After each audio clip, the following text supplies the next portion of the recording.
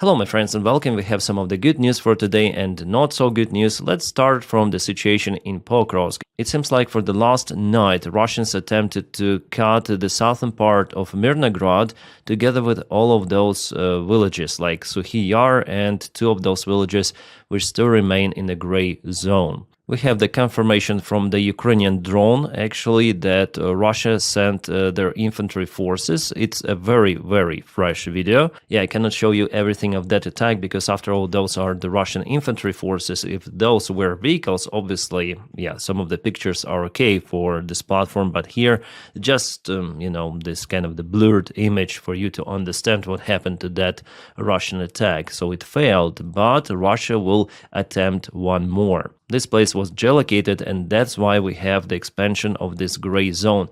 Russians are advancing, taking house after house, and Ukraine sees the Russian attack movements and tried to conquer them using drones. So for now, Russia still struggles to cut this entire Ukrainian group in Myrnograd. So Ukraine is very active, as you may see, in Pokrovsk itself. And Russians still cannot cross this crossroad. However, they were spotted very close to this crossroad. And another crossroad in Pokrovsk is also very close to the fighting area. So I would say that the position of the Ukrainian army in Myrnograd especially, it's very, very difficult. As for supplies, yeah, we're again speaking about supplies and the possible evacuation of the Ukrainian army group. Mainly because this bottleneck is kind of small, so Ukrainian military command, I think it should have withdrawn the forces from Myrnograd at least well before.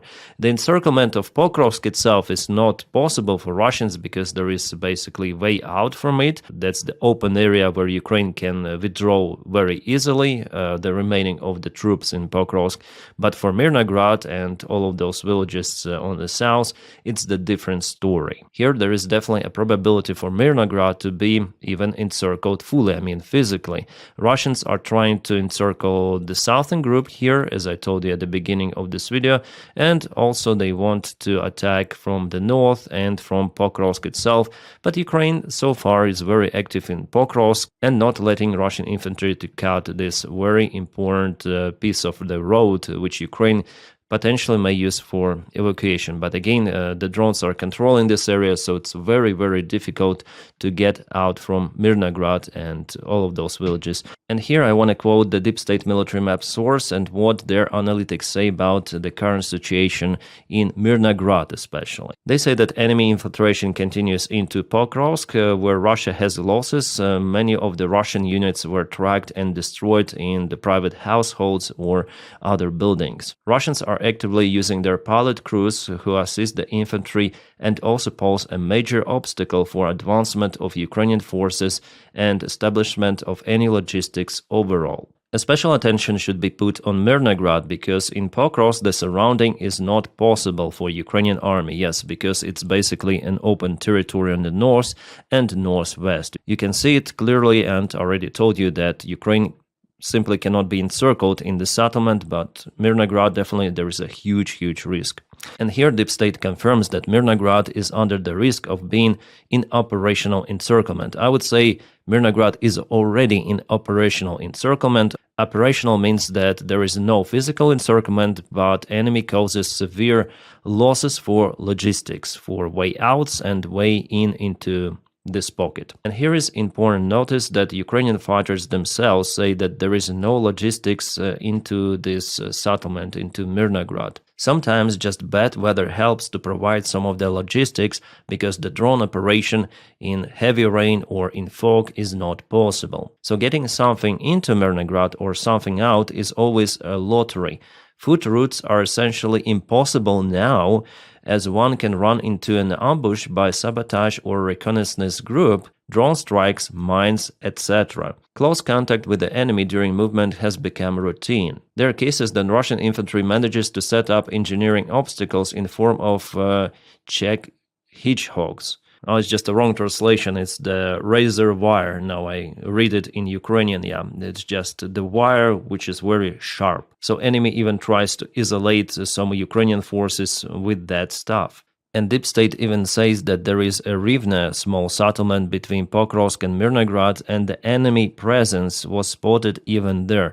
So I would say that basically Myrnograd is isolated. This area could be, well, not that far, but here it all now could be a gray zone with Russian sabotage groups operating, and Ukrainians, they're mainly forced to stay in the ruined buildings, in the basements out here, because Russia has lots of the drones. Yeah, Ukraine has those too, but you see that Russia unfortunately has more of the stuff out there. So the way out from Myrnograd, it's very, very difficult. Also, Deep State writes that our guys in Myrnograd, they receive commands from Ukrainian military to counterattack even towards those territories somewhere by the time there is not enough supplies. It's kind of weird actually for me, because without normal logistics, any sort of the counterattacks are not possible in this area. So yeah, still Ukrainian military command, it seems like even blind about the current situation, because if Russians are in Rivne, well, we may speak about the encirclement of the Ukrainian group in Myrnograd and Suhi Yar already. And Ukraine should be focused on those counterattacks on the sides to get our guys out. As I mentioned in my previous video, that's the only way out how Ukraine may finish more or less successfully this defense operation of Pokrovsk and Myrnograd. If our command continued to tell our guys to go forward, counterattack without normal deliveries, like what is happening? So I don't honestly understand this move, guys, and there is the risk, a huge risk for Ukrainian army nowadays. In Pokrovsk, yeah, Russia will just take it. Yeah, should take the red color here. Russia will just occupy it in the coming maybe days or weeks. And for Myrnograd, there is the risk for encirclement if, as Deep State writes, Rivne is being flooded by some of the Russian infantry. So basically, there is no normal way out from Myrnograd, and as they say that every supplement or withdrawal of the forces changing positions is just a lottery.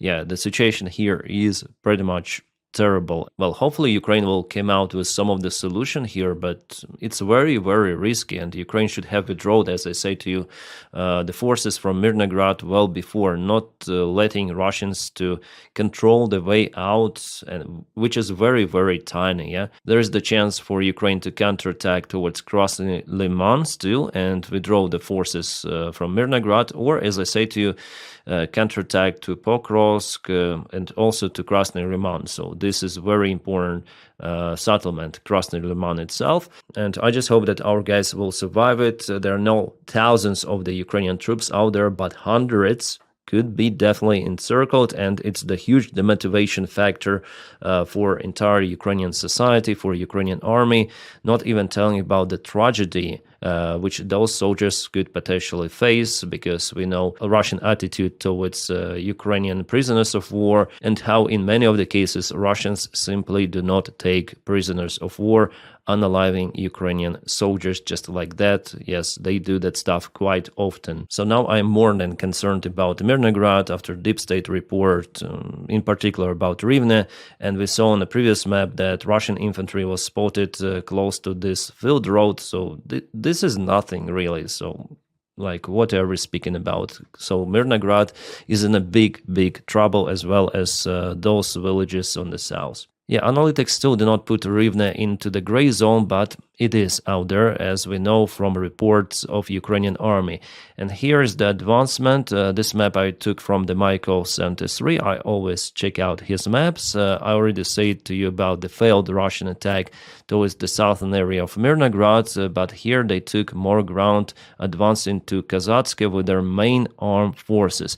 And there is the risk of this kind of the attack also, and our guys could be trapped in the southern area of this pocket. And also we see that Russians continue to use aviation gliding bombs, and they have infiltration attempts right into Myrnograd from the east and northeastern side. And here I'm checking the Russian maps. They're not even saying about the encirclement of Pokrovsk and Myrnograd for now, and even for them, still Rivne is not in a gray zone. However, we have the reports of the Russian presence there. I would say that this map is just the same as deep state military map, so there are minor changes. I would say it's quite a legit one. Well, still there is no like this full physical encirclement. That is what Putin was saying even 1 week ago, proposing international journalists to come and witness everything themselves. Yeah, it's kind of far from that one, but this encirclement of Myrnograd may happen. And the deep state military map confirms the Russian advancement towards Promen. That is what changed for the last 24 hours.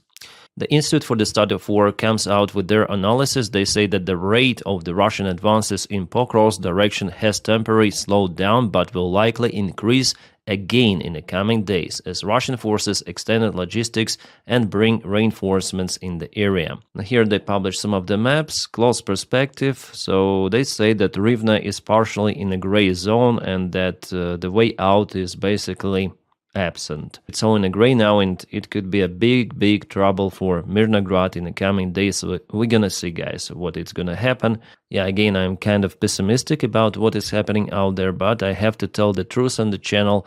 The things are like that, and even Ukrainian analytics say about the seriousness of the situation in Myrnograd especially. Well, something about the good news. According to the analytics also from Deep State military map, Ukrainian armed forces cleared the enemy in Solotka. There is not yet an update of the Deep State military map here, but with the next one I think that they will draw the pushback of the gray zone closer to the river. Apparently Russian armed forces were also spotted in Rivnopilia because they also write about the Ukrainian successful counterattack in this area. This map goes with a report of the Deep State. They say that Solotka and Rivnopilia liberated and Ukraine on a counterattack, fighting now for Nova, then Novouspenivske, and this small village, I don't see the name. The villages of Pavlivka and Uspenivka were recently captured by Russians. So what they write that the day before yesterday, the Southern Defense Forces declared full control over Pavlivka and Uspenivka.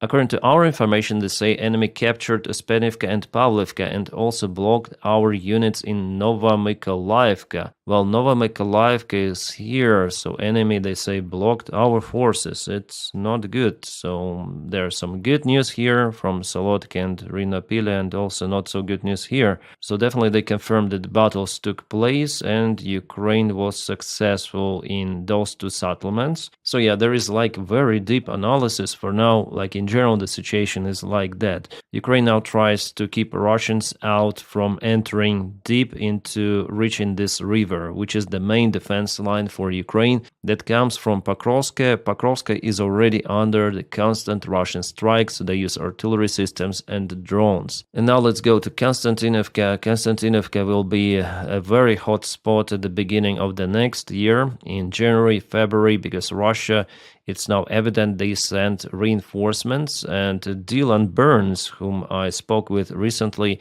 he will also operate in somewhere in this region. I cannot specify his location for safety reasons. Yeah, somewhere in this place. Well, he tells that Konstantinovka will be the hot spot in the coming even weeks. Well, here I am sure it's not going to be the same pocket as it is now in Myrnograd, because Ukraine has good logistics here and Russians are still struggling to advance from Chasiv Yar. The pocket is only possible if Russians are successful with Chasiv Yar, but here is kind of difficult terrain for them to advance to Konstantinovka from this area. So I guess that they will continue to push from the south, that's it. And here they advance already with their main forces. It was yesterday and it is today. They're very close to Pleshivka, which goes to Ivanopilia, and that goes to Konstantinovka itself. As for this entire group of Ukrainian towns and cities, Russia may only advance from the south, southeast and southwest if they're successful in Zoloty Kolodets and break through once again. So this kind of the situation is possible if Russia really uses everything they have, and maybe there is the attempt to do so. But in the northern territory, even if they take Liman, and they will take Liman because Ukraine has limited logistics in this area, well, then the Russians take Liman, they will not be able to go to Slavyansk because there is the river, and they themselves cut those bridges across it, and it's not possible simply to go to Slavyansk rather than swim across the river with infantry forces. But it's kind of the crazy operation which is not possible, at least during the winter time. So I don't think there is the risk for Slavyansk from the northern part, but there could be the risk for Kramatorsk, Konstantinivka, Drushkivka from this southern area and southeast, maybe even southwest if Russia is successful here. But Ukraine deployed quite capable forces here, so Russians now just struggle. They're being encircled, even the small group of the Russian armed forces. Well, we'll see how it goes. I just gave my own perspective for the maybe next couple of years, how the situation could develop here. In Kupiansk, the situation is stable. Was there any advancement? No. Deep State doesn't show anything. There was a Ukrainian counterattack, which is shown, I guess, on map of Maiko 73. And yeah, there is the real situation there, the counterattack, and there is a limited presence of the Russian armed forces in the city. Ukraine is using aviation bomb strikes to hit some of the Russian positions, and we have the reference for it. Some of the building was kaputted. In Konstantinivka, Russians even attacked the local evacuation group. There is the drone flying. It was visible on this video, even though it's kind of grainy. Their truck was hit. Luckily, no one from the members of this humanitarian mission was injured, but their vehicle was definitely damaged. Proliska, that's the humanitarian fund. Help for civilians in the battle area, but Russians, they simply do not care. They hit everything which is moving. And this anti-drone net, it didn't help because drone went at the entrance to this corridor and it hit the vehicle. Well, I guess those videos are not quite rare nowadays. So Russians posted their drone, it's flown here, it's fiber optic controlled, and it's just waiting for some of the Ukrainian vehicle to appear on this road. But Ukrainian army sent a reconnaissance group to check out the roads before sending some of the vehicles. And they cut the connection, yeah, this fiber optic controlled drone. Likely they were approaching the drone from behind, so they were not spotted. You see, yeah, kind of, this is the coil, and this is the RPG shell on the top. Once again, they cut just in case. I would be very, very careful with it right now. But they know what to do. They operate with those kind of the systems themselves. And judging on this coil, guys, it's very, very big. I think the range of it could be even 40 kilometers easily. So those legs and kind of the big drone, 9 inches at least, maybe 10 inches, 12. From this perspective, it's hard to tell, but it's very huge and the camera is here. So the drone operator was pointing to that side. Our guys were approaching from behind. Probably they spotted the drone well before and they decided to isolate it from communication. Yeah, they disassembled it, so our guys, they know how to deal with that. And this is probably a communication. This is the big battery, and this is the coil, and this is the shell on the top. Yeah, it's a very, very big, huge coil. All right, let's continue with some of the kaboom news. This is the power plant of Voronezh that yesterday was hit. That's the very sophisticated part of this power plant, TPP-1 it's called, which is no longer working. And you see that this wall is basically absent. Also in the windows you may see the big hole from the other side. It means that not just a single missile hit this place. And yes, I am saying about missiles, probably Neptunes. It wasn't a drone strike, and judging on this huge damage, indeed it was caused by some of the big payload. Okay, Taganrog, Russia, something was hit. So far this video is very fresh. I'll try to figure out what it was. Well, as this source says, it's the substation. We also have this channel, it's called Supernova Plus. Well, it's the key substation of this region of Taganrog. It's called T25. Also, there are some of the saboteurs in Russia. For example, in Bashkortostan, they fired up some sort of the local electrical transformator, or how to call it. Locals also report about the kaboom happened in Korneva, that's the local substation. Meanwhile, Russia also hits Ukrainian energy infrastructure, and since Ukraine is way smaller compared to Russia, Yes, Ukraine struggles more with absence of energy. The last night there were multiple of the blackouts, and the Ukrainian energy company, the main one, Ukrenergo, I think it's called, reported that all of the works they've done the last winter to restore energy infrastructure, all of that was already demolished. So they'll have now to restore everything once again, and these days it could be critical because it's already damn cold in Ukraine. It's November month, middle of it. And in the coming days it's going to be even colder because winter is out there. It's coming. So Putin wants just to terrorize the Ukrainian population, Ukrainian people, to make life in Ukraine almost impossible. As well as Russians targeted the last night some of the nuclear substations. And those could be crucial because substations are needed to supply nuclear power plants, their cooling systems. What they are doing is just crazy. I mean, what Russia is doing here. Ukraine is responding on Russian long-range strikes with its own drones, missiles, not just hitting the Russian refineries, but also Russian power plants. But never ever Ukraine hits the Russian nuclear substations. That's the new type of the threat from Russia, not just for Ukraine, but for entire Europe. My friends, I'm gonna keep you updated. Today I'm planning to release one more video because there is the topic I want to discuss. It's about Ukrainian military support. We have outstandingly good news, but it requires separate video.